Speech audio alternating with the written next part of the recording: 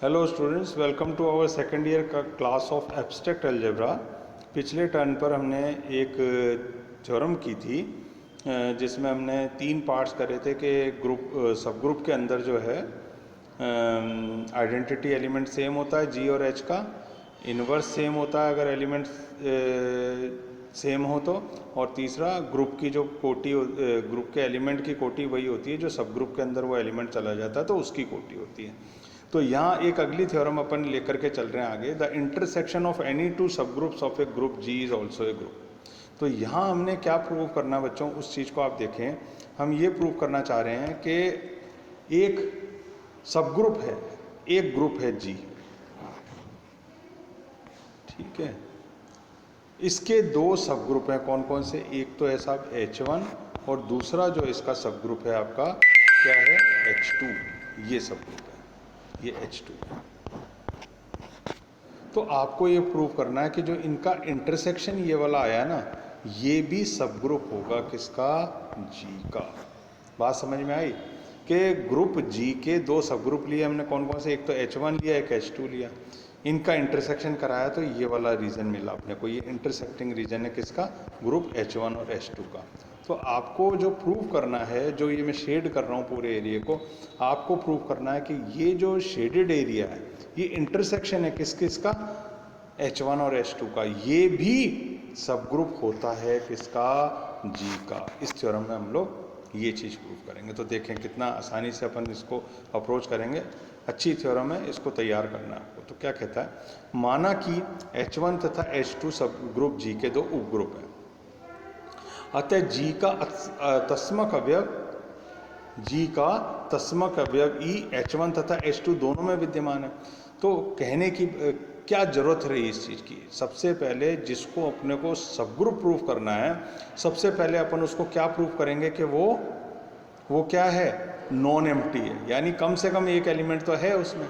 तो यहाँ पर हो क्या रहा है, ये हुआ कि साहब ये और ये H1 और H2 है, तो इसमें भी आइडेंटिटी एलिमेंट होगा, इसमें भी आइडेंटिटी एलिमेंट होगा, यानी ये दोनों के इंटरसेक्शन में भी होगा, यानी ई इसमें भी आएगा। तो ये शेडेड एरिया को तो हमको क्या करना था? सब ग्रुप प्रूव करना था। तो ये नॉन एम्प्टी है, यानी कि इसके अंदर एक एलिमेंट ई जरूर है, आइडेंटिटी एलिमेंट तो है ही है। तो इसका मतलब ये हो गया कि साहब ये जो है आपका नॉन एम्प्टी सेट हो गया, यानी H1 intersection H2 is not equal to 5, खाली नहीं। अब हमने क्या करा, अब हमने 2 एलिमेंट माने अलग अलग A और B, किसको बिलोंग कर रहे हैं? H1 इंटरसेक्शन H2 को। जो शेडेड एरिया मैंने बनाया था उसके 2 एलिमेंट कोई से भी ले लिए हमने। तो अब A अगर H1 इंटरसेक्शन H2 को बिलोंग कर रहा है तो जरूरी है कि A H1 को भी बिलोंग करेगा, A H2 को भी बिलोंग करेगा। सिंपल चीज़ है, समझ में आ रही है ना बात? फिर अगर मैं कहूँ कि B H1 और H2 दोनों में है तो B अलग से H1 में भी है और B अलग से H2 में भी है, ठीक है ना? अब इसमें कोई प्रॉब्लम इसलिए नहीं आनी चाहिए कि अगर अपन फोटो बना करके देखें इसकी, कि अगर A और B, ये क्या कहता है? A belongs to A B H1 intersection H2 में, तो A और B अगर H1 इंटरसेक्शन H2 में, तो A इसमें भी है, B इसमें भी है, और A इसमें भी और B इसमें भी है, यानी A B दोनों के अंदर है। तो अब जब दोनों में है तो अपन क्या करेंगे? अपन ये करेंगे कि जो ग्रुप का सब ग्रुप का क्राइटेरियन था उसको अपन यूज़ करेंगे। एक थ्योरम थी जिसमें ये है कि A अगर H1 में है, B अगर H1 में है, तो AB इनवर्स H1 में होगा। ये एक थ्योरम है। अभी आप ये याद रख लें कि अगर A किसी सब ग्रुप का एलिमेंट है, B उसी सब ग्रुप का एलिमेंट है, तो AB इनवर्स भी उस सब ग्रुप का एलिमेंट होगा। ये क्राइटेरियन है किसके लिए? किसी सबसेट G को, G के किसी सबसेट H को सब ग्रुप प्रूफ करने के लिए एक क्राइटेरियन है, थ्योरम है शुरू में। फिर A अगर H2 में है, B अगर H2 में है, तो जरूरी है कि AB इनवर्स भी H2 में होगा। आई बात समझ में? AB इनवर्स भी किस में होगा? H2 में होगा। तो अब ये क्राइटेरियन है, ठीक है। तो इस क्राइटेरिया को यूज करके हमने एक ये और एक ये चीज निकाल ली। तो जब इन दोनों को अपन कंबाइंड करेंगे तो अपने को क्या मिला? देखो AB इनवर्स H1 में भी है और AB इनवर्स H2 में भी है। तो जब इन दोनों में है तो यानी कि इसके इंटरसेक्शन में होगा। तो हमने क्या निकाल दिया साहब? AB inverse is the element of H1 intersection H2, ये निकाल दिया इन दो से।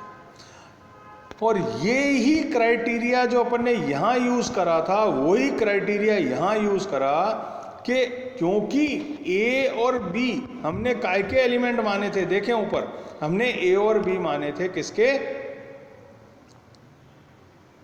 H1 और H2 के एलिमेंट माने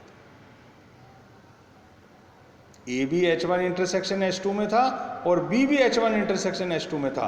तो अगर हम ये दिखा पाए क्या कि A B inverse is the element of H1 intersection H2, तो इसका मतलब क्या निकला, इसका मतलब ये निकला H1 इंटरसेक्शन H2 एक सब ग्रुप बन गया। फिर से समझें बात को, बात खास है पर सिंपल है। बात सिंपल यूं है कि अगर हमको एक ग्रुप G दिया हुआ है और ये एक H इसका सबसेट दिया हुआ है, ठीक है, तो A किसका एलिमेंट G का, B किसका एलिमेंट इसका। अगर ये ए बी इसमें घुस जाए और बाद में ये चीज़ दिख जाए कि A B inverse is the element of H, अगर ये दिखा पाए तो क्या हो जाएगा कि H जो है सब ग्रुप बन जाएगा G का। कोई से दो एलिमेंट लें आप, ये हमने लिए यहाँ पे A H1 intersection H2, B भी H1 इंटरसेक्शन H2।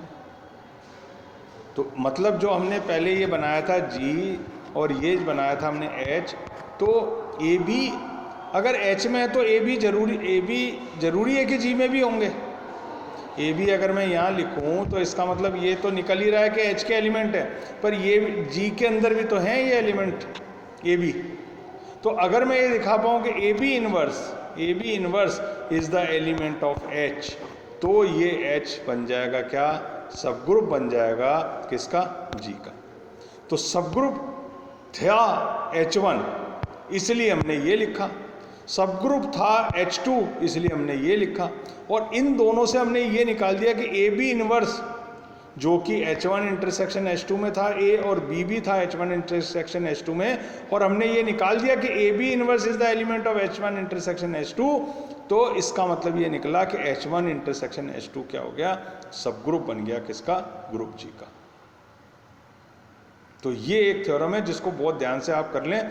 इसके साथ एलाइड थ्योरम कोरोलरी के फॉर्म में ये है कि कितने भी number H1 H2 up to Hn अगर सब ग्रुप हों और इन सब का हम इंटरसेक्शन निकालते चले जाएं, तो जो भी इंटरसेक्शन से मिलेगा वो सब ग्रुप बन जाएगा किसका, G का। ये दो सब ग्रुप H1 और H2 के लिए सही है ऐसा नहीं है, ये एनी नंबर ऑफ सब ग्रुप के इंटरसेक्शन के लिए ये थ्योरम होल्ड करती है। यानी आप कितने भी सब ग्रुप लें और इंटरसेक्शन निकालते चले जाएं, और जो अल्टीमेट आपको इंटरसेक्शन के बाद सबसेट मिलेगा वो सब ग्रुप बन जाएगा किसका, ग्रुप G का। बहुत इंपॉर्टेंट थ्योरम। तो ये थ्योरम जो है काय के लिए है, रिगार्डिंग द इंटरसेक्शन ऑफ सब ग्रुप्स। ठीक है, तो इस थ्योरम को एक बार आप अच्छी तरह से देख लें, और उसके बाद एक और थ्योरम जो इसके आगे है इसको अपन अगले टर्न किसी टर्न पर डिस्कस करेंगे। आप चाहें तो अभी इसको थोड़ा देख सकते हैं, बहुत अच्छी थ्योरम है ये भी, कि किसी ग्रुप G के दो सब ग्रुप उपग्रुप का संग यूनियन H1 यूनियन H2 भी सब ग्रुप होगा if one is contained in the other, यदि एक दूसरे में निहित है। इसमें ये कंडीशन है if one is contained in the other, इसमें कोई कंडीशन नहीं थी। इसमें तो जितने मर्जी इंटरसेक्शन निकालते जाओ, जो इंटरसेक्शन अल्टीमेट होगा that will be the sub group of group G। पर इसमें यह है कि दो H1 और H2 जो हैं इनका जो इंटरसेक्शन यूनियन है वो सब ग्रुप बनेगा यदि या तो H1 पूरा का पूरा अंदर हो किसके, H2 के, ऐसा हो, या फिर इसका उल्टा हो कि H2 पूरा का पूरा अंदर हो किसके, H1 के। या तो ये कंडीशन हो या फिर इसकी उल्टी कंडीशन हो कि पूरा का पूरा H1 अंदर हो किसके, H2 के। या तो पहली वाली कंडीशन हो या ये कंडीशन हो। तो ऐसी कंडीशन के अंदर जो है सब ग्रुप बनेगा। तो ये फिर से एक बहुत इंपॉर्टेंट थ्योरम है, इसको आप देखने की कोशिश करना। अगले टर्न पर अपन कुछ और थ्योरम्स डिस्कस करेंगे।